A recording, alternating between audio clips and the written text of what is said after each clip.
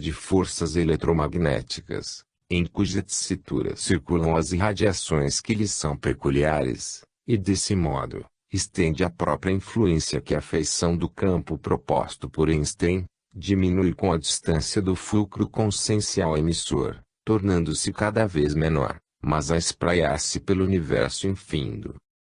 Pela maneira que a aura se mostra, com os seus múltiplos aspectos e combinações de cores, já foi motivo de estudos pelos antigos, que traduziam, na cor escuro para o negro, a presença do ódio e maldade, no castanho e suas nuances, avareza, e ciúme, egoísmo, no vermelho, a ira ao lado da sensualidade, no cinzento, não só o medo mas também o abatimento e a depressão, no rosa estaria a dedicação e o amor, no violeta o altruísmo com espiritualidade dilatada, no amarelo a intelectualidade. Nos dias atuais existem muitos trabalhos de registro dessas irradiações áuricas, em fotografias e cinematografia coloridas, efetuadas em campos de alta frequência, calcados nas descobertas do casal Kirlian, de origem russa, e que por isso, foram denominados Kirlian-grafias. Esse campo áurica de registro é conhecido na Rússia como campo de bioplasma. Algumas escolas americanas lhe chamaram campo psiplasmático. No Brasil, o Dr. Hernani em 1972 apresentou trabalhos científicos de valor, a concorrerem com conhecimento e abertura de novas veredas que os estudos desses GAES podem oferecer. No registro desses campos áuricos, alguns autores acham que essas energias nada mais são do que o efeito corona. Este realmente existe como resultado da fuga da alta frequência e voltagem na superfície do material em que incide.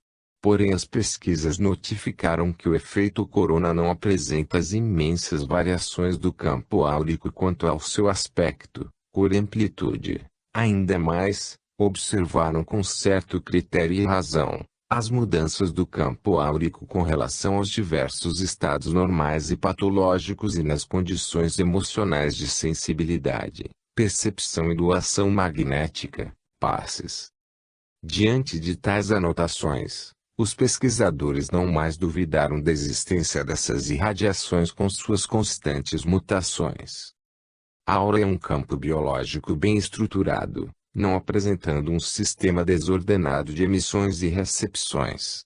Tem sua grande aplicação nos passes magnéticos, cujos resultados bem comprovados vêm mostrando um novo campo de pesquisas. Capítulo 2. Biotipos psicológicos, doenças psicossomáticas, reflexos kármicos, biorritmos, registros cerebrais. Os diversos campos do psiquismo variam funcionalmente de indivíduo para indivíduo. Cada um de nós possui as suas nuances de energia psíquica, definindo tons próprios, o que dá uma variedade imensa de tipos psicológicos. Por isso jamais conseguiremos definir padrões dentro de uma classificação ou esquema por mais perfeita que seja possível, no entanto, identificar segundo a atitude, pensamento junguiano, os indivíduos segundo duas grandes classes, o tipo psicológico extrovertido e o tipo introvertido, com seus respectivos graus intermediários. O extrovertido em face do objeto possui uma reação positiva, dando-se o contrário com o introvertido. O primeiro por tomar diretrizes em relação ao objeto, acoita as normas e o espírito da época. O segundo por estar na dependência mais de fatores subjetivos, adapta-se com dificuldade ao mundo exterior, dando ao objeto um interesse escasso, bastante apegado a alguns indivíduos. Bem claro que existindo variações de toda a ordem, essa apreciação denota uma tentativa de abordagem e definição. O extrovertido liga-se quase imediatamente aos objetos que lhe chamam a atenção, ao contrário do introvertido, que estanca a fim de analisar o objeto que o está atraindo. O extrovertido é comunicativo, o introvertido é reservado. O extrovertido, apesar de atar-se facilmente aos objetos de sua atenção momentânea, com mais facilidade desloca o seu interesse para outro objeto, O introvertido, após análise atenciosa, fixa-se por mais tempo ao objeto. O extrovertido é lábil nas emoções, o introvertido conservador das emoções. Considerando-se essas duas grandes classificações psicológicas, extrovertido e introvertido, podemos completá-las admitindo para ambos os tipos, infranormais, intermediários e supranormais. Logo existirá entre os introvertidos e extrovertidos os indivíduos psicologicamente deficientes, infranormais ou anormais, indivíduos comuns que representam a média da humanidade, normais ou intermediários, e indivíduos de grandes possibilidades psíquicas, onde podemos enquadrar os gênios, artistas célebres, etc. Supernormais. Com essa maneira de ver, teremos uma base para estudos psicológicos individualizados, nos quais temos a obrigação de oferecer um sentido mais preciso à pesquisa e à experimentação. Entretanto, sabemos que os diversos graus de mentalidade, dos infra aos supranormais, estarão na dependência de condições evolutivas do reencarnante. É a estrutura dos núcleos em potenciação que demarcariam nas telas neuroniais os impulsos já construídos no espírito. Os dois tipos, extro e introvertido, ainda estão sujeitos a variações de acordo com as diversas épocas de vida, e é muito comum encontrarmos o tipo extrovertido na juventude e o introvertido na velhice. Mas ainda devemos considerar as alegrias intensas, dores de todo o caráter e modalidade, e outras emoções marcantes como elementos preponderantes das alterações e variações dos tipos psicológicos. Enfim, o tipo psicológico, cujo aspecto consciente, personalidade, é reflexo da zona inconsciente, individualidade, ainda sofre oscilações, variações e mutações cauteados pelo nível social e espiritual em que se encontra o indivíduo. Por tudo isso, podemos avaliar a diversidade que o psiquismo humano poderá apresentar de indivíduo para indivíduo, e para enquadrá-lo num sistema descritivo teremos de simplificá-lo ao máximo, abordando pontos comuns e orientando caminhos particularizados. O ser que vem à Terra, a fim de ocupar nova estrutura material, será a combinação dos genitores e a sua própria condição espiritual. As demarcações mais acentuadas se fazem às expensas do espírito reencarnante, porquanto nele implantados estarão os fatores adquiridos das vivências passadas. São as chamadas reações kármicas, de modo positivo ou negativo, a atingirem os diversos pontos do departamento orgânico dentro do mesmo critério, isto é, dos extrovertidos e introvertidos, especificamente na área patológica. Muitas apreciações de biótipos tornam-se marcantes diante do tônus afetivo do ser, isto é, do seu respectivo humor fundamental. Tentando simplificar essas ideias, poderemos relacionar os indivíduos em dois grandes grupos, os ciclotímicos e os esquizotímicos. Os ciclotímicos estão voltados para o meio exterior, por isso, sociáveis, alegres e realistas, com capacidade de intensa mobilidade psíquica em face das excitações externas. Isto lhes dá a condição de fácil oscilação entre alegria e tristeza.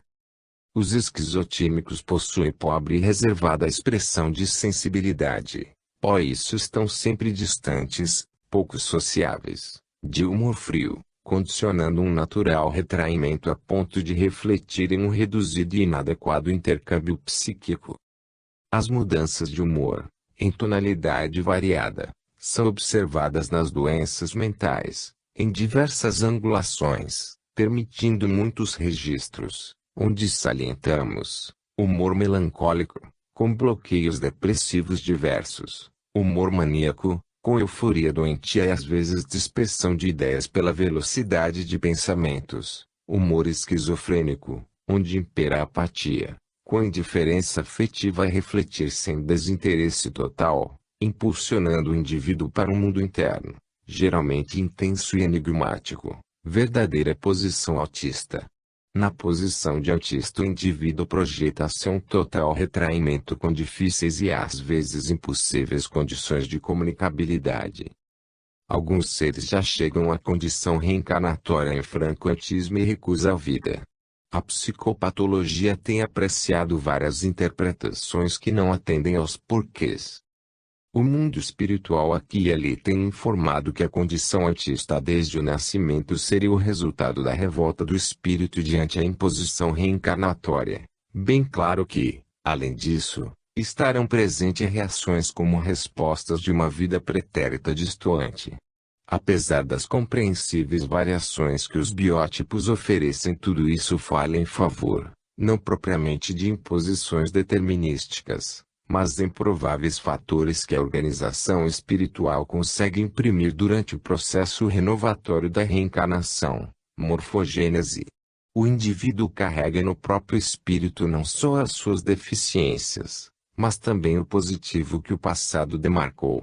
As sombras ou as luzes na estrutura do espírito serão consequência das vivências pretéritas.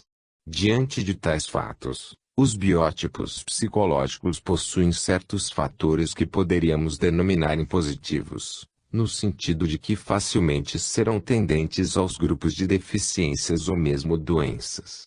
Também, muitos valores positivos serão como que mais facilmente ativados em alguns biótipos. Muitas vezes as tendências se fazem tão expressivas e gritantes, que deixam sem explicação os pesquisadores que se dedicaram à temática da herança, nos conhecidos capítulos da genética.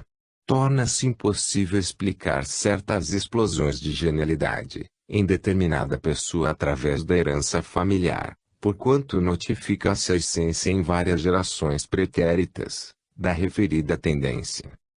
Podemos dizer que na zona do inconsciente, influenciando o processo da herança, seria uma zona construída pelas experiências que se perdem na noite dos tempos, todas calcadas em diversos corpos físicos, personalidade, que ocupou e continua ocupando na trilha evolutiva.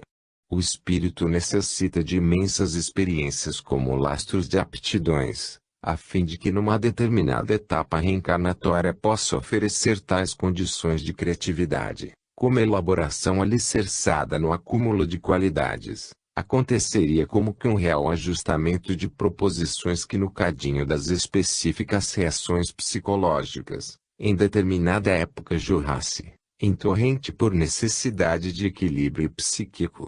Essa torrente seria tanto mais harmoniosa e bela, quanto mais plena de experiências construtivas for lastreado o espírito. Compreende-se perfeitamente, se não houver um ajustamento adequado de qualidades, que a zona espiritual só poderá oferecer pequenos fragmentos, até mesmo sem sentido, de algo que está por derramar, que se desgarrou do conjunto, ainda não bem elaborada. O processo de deságue pode dar-se ordenadamente ou mesmo com certo atropelo, traduzindo na zona consciente, algo harmônico e belo, ou com reflexos distantes. É bem lógico que o mecanismo em pauta estaria relacionado com o grau de evolução e consequente biótipo psicológico de determinado ser encarnado, considerando-se também os aspectos das influências que propiciam experiências, principalmente aquelas relacionadas com a conduta educacional. Os voos do espírito são imensos em seus graus e variações, tudo a depender de um grandioso processo elaborativo diante do rosário de vivências na matéria. De reencarnação em reencarnação o espírito vai elaborando as suas aquisições cujas aptidões alcançadas no incontável tempo das sedimentações experienciais se vão transformando num bloco energético de potencialidades. Estas por sua vez vão incentivando as telas reflexivas da consciência na busca de novos horizontes, cada vez mais claros e luminosos, transformando as sombreidores do passado em sementes elaborativas de uma ainda imortalidade incompreendida e infinita. É justamente na construção do próprio corpo físico que o espírito encontra o exaustor ideal para sua depuração, caso existam negatividades. Pelo visto, o processo reencarnatório não será tão somente condição de pagamento das deficiências passadas, mas, principalmente, fatores de impulsão evolutiva. Os espíritos reencarnantes, carentes e necessitados de reconstrução e reequilíbrio, podem apresentar variações em seus respectivos tipos psicológicos, em faixas consideradas normais ou patológicas. Sabemos que o nosso planeta alberga a maioria de indivíduos em processo de expiação. Em breve se elevará a fim de conquistar a faixa regenerativa. Nos tempos atuais, por serem momentos de transição, as reações kármicas se mostram mais ativas e acentuadas, porquanto mais ativa e acentuada é a exigente lei de equilíbrio da vida. As reações kármicas tornaram-se mais bem compreendidas quando as doenças chamadas psicossomáticas foram alertadas pela ciência. Essa compreendeu a importância das forças psíquicas refletidas no arcabouço material. A voz geral era de que existia doenças de fundo psicogênico, isto é, doenças ligadas ao psiquismo. Como grande número de pesquisadores não admitiam a existência da alma ou espírito, o fundo psicogênico na tela física passou a ser reflexos do inconsciente. Para nós, a região do inconsciente é parte do espírito. Jamais devemos esquecer os trabalhos de Franz Alexander, que valorizou, de um lado, conceitos freudianos e, do outro, os fatos psicogênicos nas pesquisas de Walter Cannon. O resultado foi o conhecimento que hoje possuímos sobre a medicina psicossomática, contribuindo de modo coerente no desligamento da psicologia da dependência filosófica e dar-lhe condições estruturais próprias. Hoje sabemos que grande parte das doenças estariam ligadas diretamente a um psiquismo de profundidade, fundo psicogênico. Com isso foram melhor avaliadas as doenças psicossomáticas que, em última análise, teriam origem em fontes espirituais necessitadas de expurgar o acúmulo de energias ali elaboradas. A tela física, por ser nutrida pelas fontes do espírito, núcleos em potenciação do inconsciente passado, seriam o campo ideal de descarga, porquanto, neste nível, determinaria sintomas diversos e em graus variados de acordo com a desenvoltura do processo em questão. Os sintomas daí resultantes, como reações kármicas, reações-respostas de negatividade de vidas pregressas ou da vida atual, refletiriam dores físicas ou psicológicas por excelência, sempre aproveitadas na construção dos núcleos em potenciação deficientes ou doentes, responsáveis diretos pelos desencadeamentos das reações. Reações refletidas nas doenças psicossomáticas são reações de variável teor, porém muito mais brandas do que as reações apresentadas pelas severas doenças mentais, embora sempre presentes no componente emocional que envolve as doenças em geral. As alterações no corpo físico, por influência do campo emocional, já eram conhecidas das antigas civilizações. Afirmavam que as funções do corpo poderiam ser descontroladas pelos mecanismos da alma, tanto assim que os antigos iniciados utilizavam medicamentos vegetais, e, principalmente a musicoterapia, hoje em voga, e discussões filosóficas a fim de atenderem a uma verdadeira catarse. Desde a escola iniciática de Alexandria que já se pensava existir no corpo físico uma região mais diretamente influenciada pela alma, a glândula pineal. Este pensamento atravessou os séculos tendo em Descartes o seu grande defensor. Estudos bem modernos pelo pesquisador francês Thebault, estão concluindo que a glândula pineal é o campo mais expressivo nos mecanismos psicológicos. O espírito André Luiz, pela psicografia de Francisco Cândido Xavier, no livro Missionários da Luzete. Fere, dedica interessante capítulo sobre a epífise ou glândula pineal e sua importância nos mecanismos mais expressivos do psiquismo. Com as descobertas científicas do século XIX e XX, foi-se afirmando a influência do sistema nervoso na vida afetiva, de modo especial a área vegetativa, taxado de sistema autônomo por lhe ser atribuído a responsabilidade integral do controle das emoções. Entretanto, hoje, com maior avaliação científica, sabemos da importância de toda a área nervosa, pelas pesquisas de Cannon, Papez e MacLean, quando apreciaram as funções de autoconservação e preservação da espécie. Todas as manifestações da tela física, manifestações neurovegetativas, podem dar-se diante de emoções disparadas num determinado momento de vivência do ser, ou podem desencadear-se sem causa aparente, portanto têm raízes pretéritas, isto é, em vivências passadas, verdadeiras reações dos automatismos do inconsciente. Quando as reações são desencadeadas no decurso da vida atual, podem ser denominadas reações aprendidas por se associarem a situações reais vividas e lembradas. Em ambos os casos, todos esses sintomas emocionais são semelhantes, refletindo taquicardia, sudorese, tremores, distúrbios visuais e outros, podendo chegar ao ponto de desencadear uma situação emergencial de luta ou fuga, tudo a depender da estrutura psicológica que o ser possui. As coisas ficam mais difíceis quando o quadro passa a ser consequência das desarmonias pretéritas, cujos sintomas se mostram renitentes, sem causa aparente, verdadeiras respostas reflexas incondicionadas, assim chamadas por desconhecermos os mecanismos de implantação nas raízes do próprio espírito. É de compreender-se que esses vórtices doentes do espírito levam algum tempo para serem implantados. O seu deslocamento também exigirá tempo e perseverança. Diante de sintomas dessa natureza, as respostas emergenciais na organização psíquica da zona consciente se fazem registrar, de modo inusitado, demonstrando anorexia ou fome excessiva, e como uma inexplicável necessidade de defesa de um inimigo desconhecido. Este último sintoma é comum em médiuns despreparados, pessoas mais sensíveis a projeções psicossomáticas, daqueles que ficaram à margem dos conceitos doutrinários espíritas, não sabem como lutar contra o inimigo influências espirituais negativas.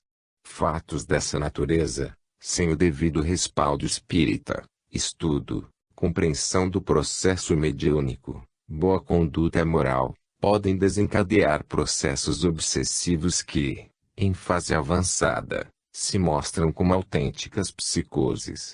Pelo visto, as doenças psicossomáticas têm um horizonte bastante amplo, transcendendo a zona física. A presença de transtornos corporais, como reflexos de processos espirituais, contribui para uma ampliação psicológica do mais alto valor científico. As úlceras pépticas, a asma, a hipertensão arterial, certos grupos alérgicos, cujos sintomas em sua maioria psicogênicos, teriam explicações bastante largas se anexarmos as razões espirituais como fonte propulsora e desencadeadora do processo.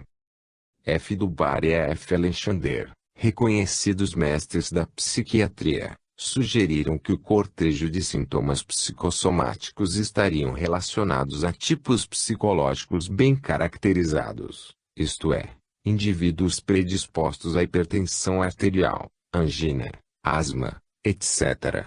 Acreditamos que certas características dos tipos psicológicos, onde tais processos se mostram com maior projeção, já seriam demarcações nos fatores cromossomiais da herança física durante o movimento morfogenético, reencarnação, isto é, o ser durante o próprio desenvolvimento no útero já apresentaria tendências como resultado de legítima herança espiritual, sem precisões determinísticas, mas com oscilações imensas, onde o livre-arbítrio influenciaria ao lado da alimentação, educação, intelecção, desenvolvimento psicológico, etc. Dizia Alexander que o desencadeamento de doenças psicossomáticas estaria ligado a conflito específico, por determinadas constelações psicológicas incrustadas no ser. Estamos integralmente de acordo com as informações dessa grande estrela da psiquiatria, muito embora o conflito específico, para nós, faz parte da estrutura espiritual construída em desarmonias de outras vivências passadas, e que, em posterior romagem, exteriorizam os sintomas elaborados. As doenças são do espírito e o canal de manifestação estará predominantemente no sistema simpático ou parasimpático, O sistema de emergências que ativam no organismo a cadeia glandular e outras secreções próprias e algumas ainda desconhecidas preparando o organismo para a luta ou fuga quando o ser se comporta como criança indefesa adotando atitudes de dependência e tentando desligar-se da resposta emocional. Neste último caso a reação como que desaparece, porém vai se mostrar em outros setores físicos da organização, hipertensão arterial, úlceras do estômago, e duodeno, colites, etc., porquanto a catarse será inadiável, a fim de equilibrar o espírito, com as dores psicológicas daí resultantes. Os métodos diversos da psicanálise, através de pesquisas e observações, vêm mostrando avantajados estudos sobre a questão. Entretanto, esses métodos jamais chegarão a expressivas conclusões se não estenderem suas perquisições ao espírito e sua respectiva jornada reencarnatória. Os processos kármicos humanos do momento atual, além de impositivos, são complexos. É o caso das doenças mentais e degenerativas que se vêm apresentando em quadros clínicos de atípicas amostragens. Ao lado disso, o homem de ciência também tem ampliado boas possibilidades nas pesquisas. Na área cerebral, os registros de seus ritmos e ondas, no dia a dia, vêm contando com aparelhagem bem desenvolvida, embora a região do psiquismo ainda seja terreno não desbravado. A colheita dos ritmos cerebrais pelo eletroencefalograma tem fornecido algumas luzes, mas ainda estamos longe de compreender a intimidade dos processos mentais. O eletro, resultado de registro das ondas cerebrais que são captadas por eletrodos convenientemente adaptados na parte externa da caixa craniana, nos tem mostrado que o cérebro humano possui 4 ritmos básicos: alfa, beta, teta e delta. Foram assim denominados em virtude das variações de frequência das ondas, mensuradas em ciclos por segundo. O registro eletroencefalográfico denota que o ritmo alfa encontra-se numa faixa de 7 a 14 s, ciclos por segundo. Acima de 14 até 23, em média, estaria o beta. O ritmo teta, de frequência mais reduzida, estaria entre 7 e 4. O delta, por sua vez, ocuparia menos de 4 s, isto é, entre 0,5 e 4 s. O traçado EEG, eletroencefalograma, sofre imensas variações de indivíduo para indivíduo. Não existe praticamente traçados idênticos. Até mesmo de dia para dia existe diferença no traçado de um mesmo indivíduo. Com isso percebemos as dificuldades de interpretação dos respectivos traçados. Ainda assim, acrescentamos que as ondas, nas diversas faixas, sofrem oscilações e variações de comprimento, desdobramento, ampliação e redução de ondas serão bem maiores nos estados patológicos, onde muitas vezes são registradas as descargas oriundas das tempestades de movimento.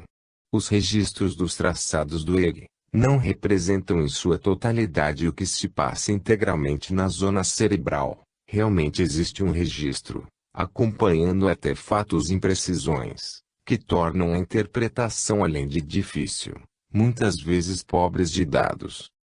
Apesar das novas técnicas e aparelhagem mais sofisticada, o traçado não oferece condições que permitam diferenciar um infranormal de um supranormal. Ambos os biótipos podem ter registros de caráter normal ou anormal, isto é, a eletrogênese pode ser normal ou patológica.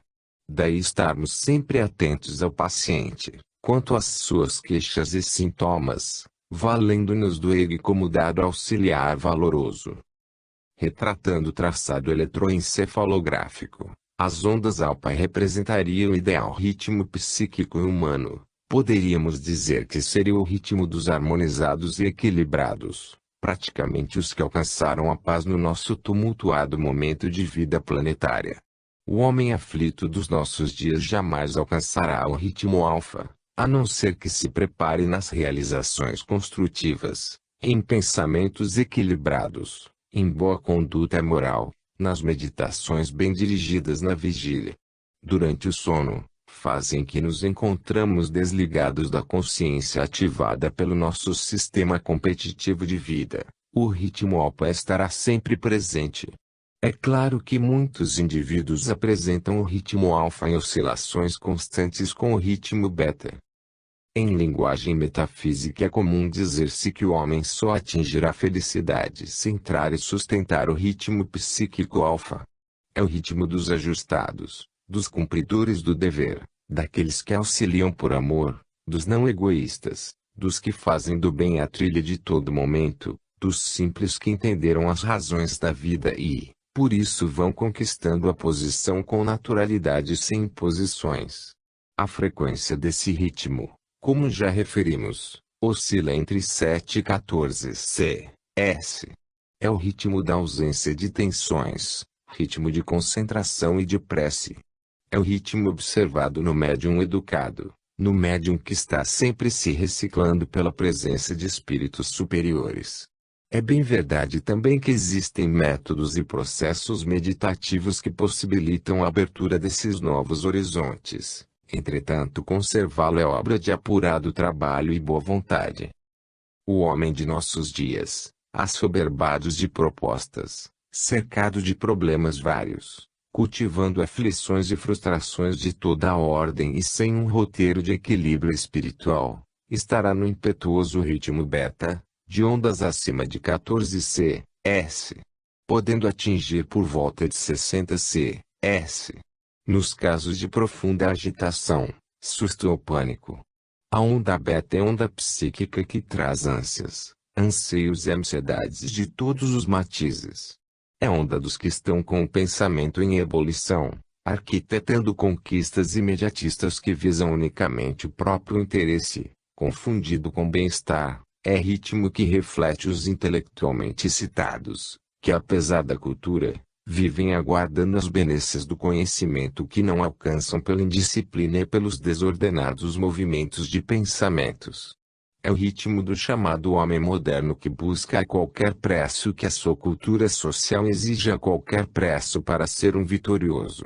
É preciso que se diga que o ritmo beta, o ritmo de vigília, o ritmo de consciência desperta, não produz sensações que caracterizem a fase. O indivíduo pode estar atarefado, confiante, com medo, parado ou não. É o ritmo da vida comum, de nosso sistema. As ondas θ e delta, traduzidas como ondas lentas, nos estudos de eletrogênese cerebral são ondas enquadradas como de características patológicas, mormente quando acompanhadas de modificações de seu comprimento e desdobramento. Existem intensos trabalhos e pesquisas sobre o ritmo em questão, ligados às diversas afecções cerebrais, onde ocupa lugar de destaque a epilepsia em variadas modalidades. Estas ondas podem estar presentes, sem conotação patológica, durante o sono. Por outro lado, tem sido comprovadas a existência de ondas θ e delta em indivíduos que alcançaram degraus superiores do psiquismo. As provas se tornaram contundentes nos estados de paranormalidade, tal qual acontece na dinâmica mediúnica e, de modo mais raro, nos casos de êxtases espirituais. O médium correto, cumpridor de seus deveres espirituais, naquilo que tem como inadiável e intransferível missão, submetidos ao eletroencefalograma, mostrará em seu traçado ondas lentas de características θ e delta. Submetido a cuidadoso exame clínico laboratorial, nada de anormal será constatado. Podemos tirar certas conclusões, asseverando que as equações intelectuais encontram-se amiudadamente no ritmo beta, predominando o ritmo alfa nos estados de concentração que, à medida que avançam, penetram em θ e mesmo delta. A estes últimos pertence a dinâmica equilibrada e harmônica. Por tudo estamos a ver que o IEG é método que não reflete em seu traçado, de modo integral, as energias psíquicas, demonstrando limitações. Isto traduz o desconhecimento que temos de muitas estruturas psicológicas, causando-nos surpresa a presença de ondas θ e delta, tanto nos estados mais avançados e rígidos da consciência, como nos reconhecidos estados patológicos das disritmias. Porque estes estados, aparentemente antípodas, se revelam no EEG de modo quase idêntico. Será que os registros são ainda pobres e não arrecadam os diversos desdobramentos dos ritmos? Porque o patológico se encontra ao lado do rígido. Porque as ondas θ e delta encontradas com predominância nas afecções mentais, epilepsias, são também revelações de superior estado de consciência. Em face dos conhecimentos atuais sobre ele, não temos explicação plausível para divergências de tal quilate. O ritmo normal ou rígido jamais deveria apresentar um traçado praticamente idêntico ao patológico. Aliás, existem casos de EEG normal em indivíduos sem quaisquer desvios psicológicos e traçados normais em comprovadas disritmias. Desse modo acentuamos que o EEG é método auxiliar de valor na avaliação de alguns processos mentais, apesar da existência de inexplicáveis desvios em certos casos. Informações espirituais merecedoras de crédito tendem a explicar que as variações de ritmo nas diversas ondas cerebrais, como também ampliações de perceptibilidade intelectual e a tão decantada sensibilidade mediúnica, estariam relacionadas a uma maior ou menor densidade perispiritual em suas inserções nas usinas celulares. Quanto menos denso o perispírito, mais sutil será sua inserção na zona física, de modo a propiciar maior possibilidade de alargamento das percepções psíquicas, inclusive as de paranormalidade, anímicas ou do próprio ser encarnado e as mediúnicas ligadas às influências espirituais externas. Quanto mais densa a inserção perispiritual na zona física, maior seria a soldadura desses dois campos, determinando, Descartes, uma espécie de véu obstrutivo a limitar e reduzir as percepções. O ser participaria mais das razões materiais do que das espirituais. Quanto mais denso for o envelope espiritual, perispírito, menor será a evolução do ser, por se encontrar mais próximo das faixas animais, e como se a materialidade predominasse no quadro da vida. Quanto menos denso for o psicossoma, maior a expressão evolutiva do ser e, como tal, maior o horizonte perceptivo. Nos casos patológicos, a predominância das ondas θ e delta no EEG traduziriam também proximidade de materialidade. Nos casos rígidos e de atitudes psicológicas mais delicadas, as referidas ondas traduziriam angelitude. O traçado eletroencefalográfico, por atingir campos limitados do psiquismo, registraria ambas as equações, de materialidade e angelitude, com suas naturais oscilações quase em igualdade de condições. Compreende-se assim a confusão existente na interpretação dos traçados e registros cerebrais e quanto será importante enriquecer as questões psíquicas com as questões espirituais. Assim podemos tirar a conclusão de que o EEG não é um traçado que fala e mostra as verdades dos ritmos cerebrais, embora esclarecendo muitos parâmetros. O desencontro dessas apresentações, no cérebro disrítmico e no cérebro de avançada coordenação, superconsciência, permitiram a alguns pesquisadores, que só aceitam as condições materiais, tratar de patológicos todos os que se acham enquadrados nos referidos ritmos. Por isso que muitos médiuns são tratados de personalidade psicopática, nas formas esteroepilépticas, pelos avaliadores limitados e que desconhecem os largos horizontes da paranormalidade. Quem convive na área psicológica dos dias atuais tem por obrigação conhecer pelos menos as conceituações da doutrina espírita e o promissor terreno das terapias de vidas passadas, cujos estudos e pesquisas muito têm contribuído na ampliação dos capítulos parapsicológicos. Tem-se observado que existe aproximação acentuada, em alguns indivíduos de sintomas patológicos com um avançado grau de consciência. Certos epilépticos de quadro clínico e eletrogênese cerebral bem definido, antes do processo convulsivo da crise epiléptica, mostram um estado de êxtase com avançadas percepções e sensações de bem-estar.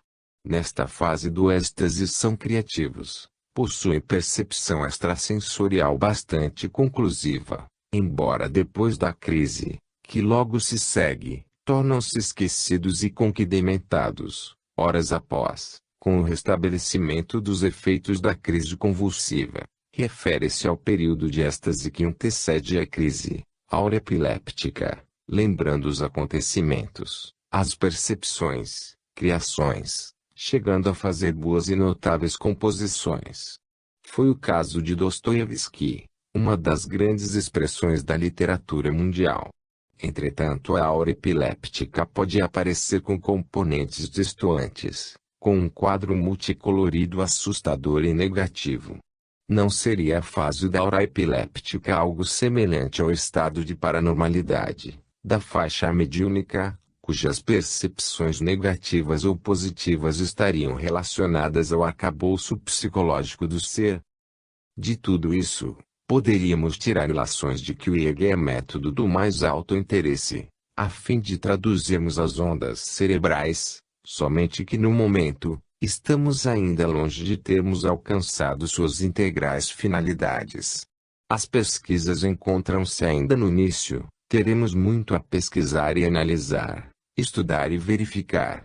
As cortinas que envolvem o psiquismo ainda não se descerraram.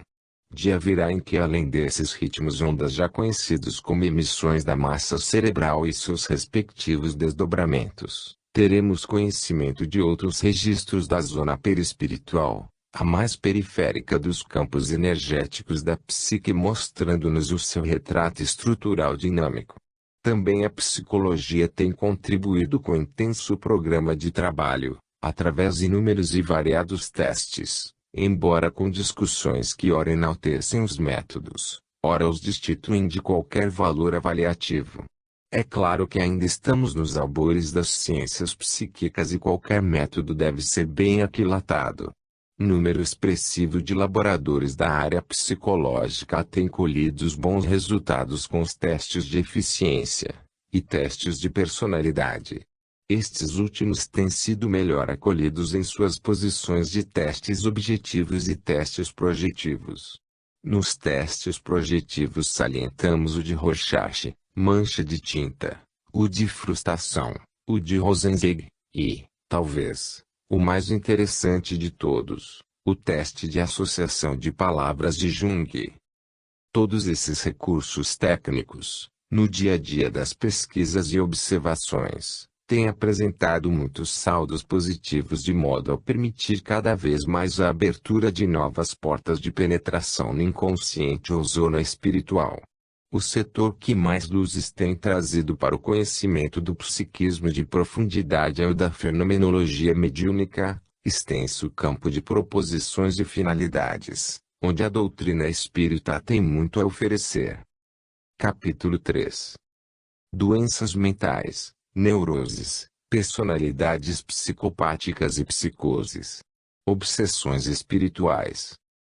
Na tentativa de fazer uma pequena e sintética apreciação sobre as doenças mentais, como que classificando-as e separando-as em compartimentos, não quer isto dizer que existem quadros clínicos bem definidos a representarem entidades específicas.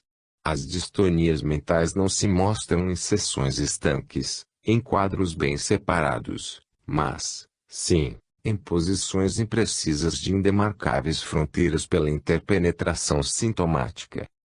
A extensão dos quadros mentais, em certas e determinadas posições, nos oferece as mensurações e o grau de profundidade da distonia psíquica. Dessa forma teremos maiores possibilidades de avaliações e que grupo diagnóstico mais se ajusta. Mesmo assim, a apresentação de muitos pacientes exige observações acuradas, pois carregam sintomas oscilantes, em formas associadas, de difícil captação. Será preciso, pois, que bem aquilatemos os sintomas predominantes, a fim de encontrarmos uma orientação o mais didática possível, e podermos situar a neurose, a psicose e mesmo a personalidade psicopática. Os neuróticos, as personalidades psicopáticas, E os psicóticos representam os três grupos básicos das distonias mentais. Levando em consideração a estrutura psíquica pessoal, os neuróticos seriam os menos atingidos, em grau mais extenso, as personalidades psicopáticas, ficando os psicóticos do grupo dos sintomas mais graves. Será bem claro e compreensível que a carga sintomática se mostre maior ou menor em qualquer dos grupos. Ainda assim, existirão neuróticos com profundos sofrimentos, e psicóticos bem suportando as suas deficiências. Por isso, dentro desses três grupos teremos de encarar o funcionamento psíquico, o relacionamento com o meio e o comportamento do próprio eu. O neurótico é por natureza inseguro, comumente ajustado ao meio, possuindo certa harmonia psíquica. Na personalidade psicopática o grande desajuste é com o meio. Na psicose instalada, existirá a destruição das funções psíquicas. Desse modo, tentando definir esses grupos, o neurótico é por excelência o grande amedrontado, em constante fuga, perdendo a segurança do eu. A personalidade psicopática reflete o desajuste do eu, sendo seguro ao seu próprio modo. Os psicóticos, pelos bloqueios da funcionalidade mental, são doentes das estruturas básicas do eu. Os neuróticos, pela insegurança do eu, mostram, constantemente, medos e angústias indefinida, em variados graus, com reflexos na conduta. As personalidades psicopáticas, pelo eu em desarmonia, comumente apresentam defeitos de personalidade, podendo trabalhar com certa normalidade, embora aqui e ali possam mostrar impulsos irresistíveis, pelas alterações parciais da conduta, desajustando-se com o meio. Nos casos mais graves, podem tornar-se violentos, perigosos e criminosos, tal quais os que carregam intensos bloqueios afetivos refletidos em taras de variada natureza. Nestas condições passam a ser fronteiriços e com tendência psicótica. Nas psicoses existirão os grandes desvios mentais com perda da realidade sem capacidade de direcionamento próprio. Alguns não se consideram doentes e vão externando condutas excêntricas, podendo alcançar certos graus de periculosidade. Os neuróticos são os que mais sofrem e menos causam sofrimento. As personalidades psicopáticas são as que causam mais sofrimentos e que menos sofrem pela presença de frieza afetiva. Os neuróticos são inseguros e angustiados, envoltos em medo excessivo. As personalidades psicopáticas são seguras e não avaliam por isso os efeitos de suas atitudes. Os neuróticos procuram tratamento por terem consciência de seus distúrbios. As personalidades psicopáticas, quando frias de sentimentos, consideram-se sem necessidade de tratamento. Os psicóticos, pelas alterações das estruturas mentais, quase sempre são necessitados de internação, perdendo comumente as condições de trabalho. Em estados críticos da doença não possuem consciência da sua própria situação. Apesar das limitações com que estamos revestindo os três grupos, os sintomas muitas vezes se alastram e invadem o terreno do outro grupo, dificultando as avaliações de um determinado paciente. É o caso dos histéricos, hipocondríacos, fóbicos, obsessivos, depressivos, ansiosos de todo grau, cujos sintomas podem ser encontrados em qualquer dos grupos apresentados. A complexidade da patologia mental, na maioria das vezes, é de tal ordem que ficamos com reduzida possibilidades avaliativas, não existindo limites e divisões precisas em certas distonias mentais. As fronteiras são quase sempre imprecisas e indefiníveis. Neuroses. Conhecemos as neuroses pelas suas diversas manifestações na tela consciencial, sendo voz corrente de nossa ciência que tal grupo de distonias se desenvolvem às expensas de reflexos condicionados, isto é, de impulsos vindos do exterior e causticando constantemente a zona física.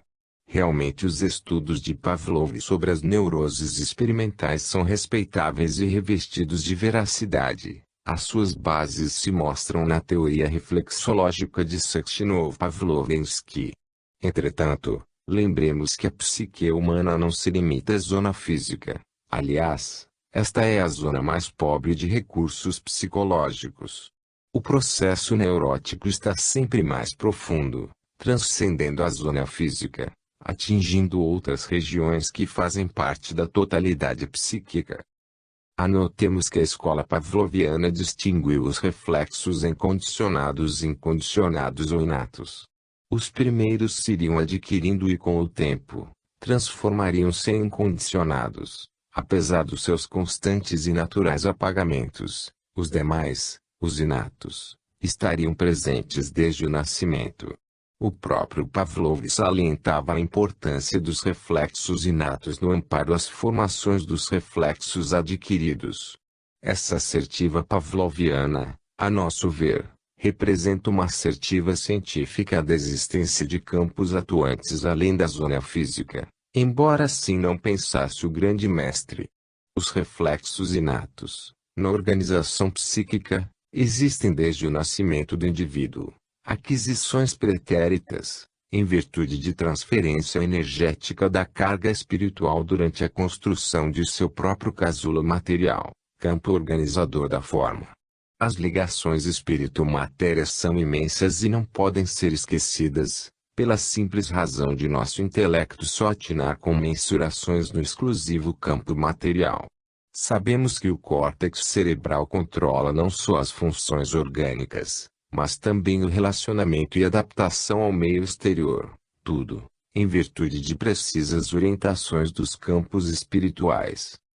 Por estarmos em efetiva vivência no campo físico, devemos aí trabalhar com afinco, valorizando as aquisições científicas, porém sem esquecermos que é um campo secundário, embora importante, onde se reflete a maioria dos impulsos psíquicos. Linhas atrás nos referimos às dificuldades dos limites entre as doenças mentais.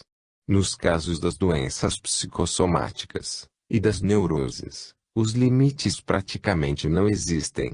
Entretanto, devemos tomar como referência os sintomas psicossomáticos, que, como o nome está a indicar, esbarram em determinado setor orgânico. Nas neuroses a sintomatologia torna-se predominantemente psíquica, embora, muitas vezes, projetam-se na zona física, tornando-se difícil a distinção. As neuroses foram consideradas como reação de vivências anormais, aquelas em que a resposta sentimental tem tal motivação e sentido exato, tal qual acontece diante de um fato desencadeamento de reações de medo, tristeza, cólera, etc. Nas reações vivenciais anormais ou neuroses, existem alterações variadas, apesar de serem enfermidades sem lesão, sem correlação física. O desenvolvimento dessas reações podem traduzir-se em angústia intensa, medo da morte, da loucura, lugares fechados ou claustrofobia que se mostra pelo temor de perder o controle das faculdades mentais. Algumas vezes, as neuroses têm um desfecho corporal, tal qual acontece nas neuroses de conversão, resultado da projeção de conflitos internos, cegueira passageira, perda abrupta de movimentos. Este é o grupo das histerias que abordaremos mais adiante, no capítulo sobre as obsessões, ao lado da epilepsia. Certos tipos de neuroses mostram sintomas de cansaço, incapacidade, dificuldade de atenção, intolerância emotiva e irritabilidade, enquadrados no capítulo da neurastenia, termo muito usado no passado, persistindo ainda na psiquiatria atual.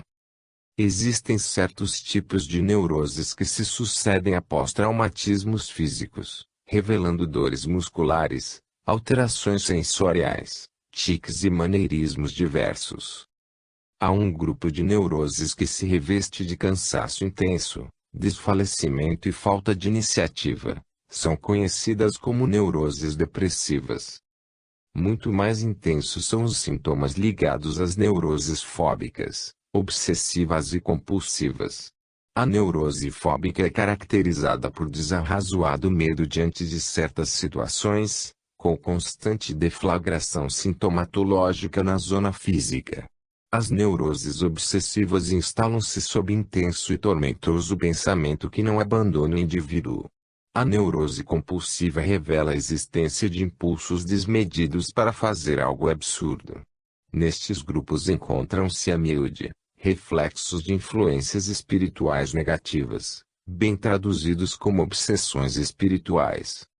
Personalidades psicopáticas. Entendemos como personalidades psicopáticas os distúrbios ocasionados pelos desequilíbrios na estrutura do caráter, com reflexos na vida social.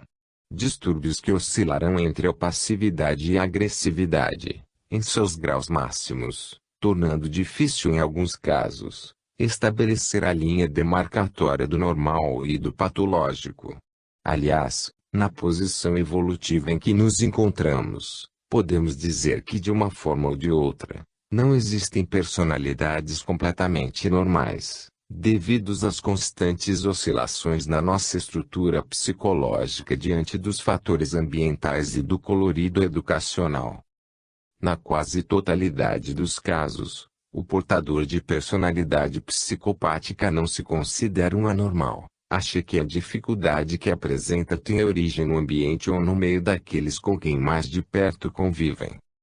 Os transtornos de personalidade, comumente serão de difícil tratamento. É como se o distúrbio estivesse impresso de modo definitivo, no eu. São condições mais bem compreendidas como reações de caráter kármico, onde o indivíduo ao reencarnar traz consigo as estruturas defeituosas, estas, pelo desenvolvimento de sintomas dores psicológicas, propiciariam uma espécie de absorção com respectiva neutralização das ilhas desarmônicas do psiquismo. O processo em questão poderia encontrar no esclarecimento educacional um bom coadjuvante de tratamento. As variedades desses distúrbios são imensas e, às vezes, de impossível enquadramento. Entretanto, tentando uma visão didática na abordagem do tema, podemos grupá-los do seguinte modo. A. Instáveis emocionais. Representam os imaturos, sem qualidades decisórias, pelo humor lábil, inseguros, e sem condições de enfrentar os problemas da vida diária. Muitas vezes são querelantes, justamente por falta de decisões, e comumente empobrecidos de afetividade. Tudo isso faz com que tenham desconfianças nas interrelações pessoais, mormente com os familiares. B. Personalidade passiva. São indivíduos que raramente se aborrecem, e manifestam ojeriza à violência. Não sabem e não gostam de negar, por isso ficam sempre dependentes, dominados e explorados, situação que se lhes torna um incômodo. Desejam muitas vezes causar impressão no relacionamento, evitando condições agressivas, tornam-se tediosos pelas complicadas abordagens sobre os fatos. Pelas introjeções e repressões de sentimentos respondem por habituais manifestações psicossomáticas e, pela passividade excessiva, os impulsos decisórios estão bloqueados. C. Personalidade agressiva. Representam indivíduos facilmente irritáveis diante das reações vivenciais, de aspecto explosivo, o que lhes dá excessiva autoafirmação. Quando inteligentes e de certa coerência social, podem tornar-se líderes, se são pessoas rudes, convivem em constantes querelas. A agressividade quase sempre, nada mais seria do que uma máscara ao encobrir insegurança e componentes ansiosos. São indivíduos que se sentem fracos quando sozinhos, atuam em bando ou armados. Fora dessa situação não se afirmam, perdem-se e acabam sucumbidos.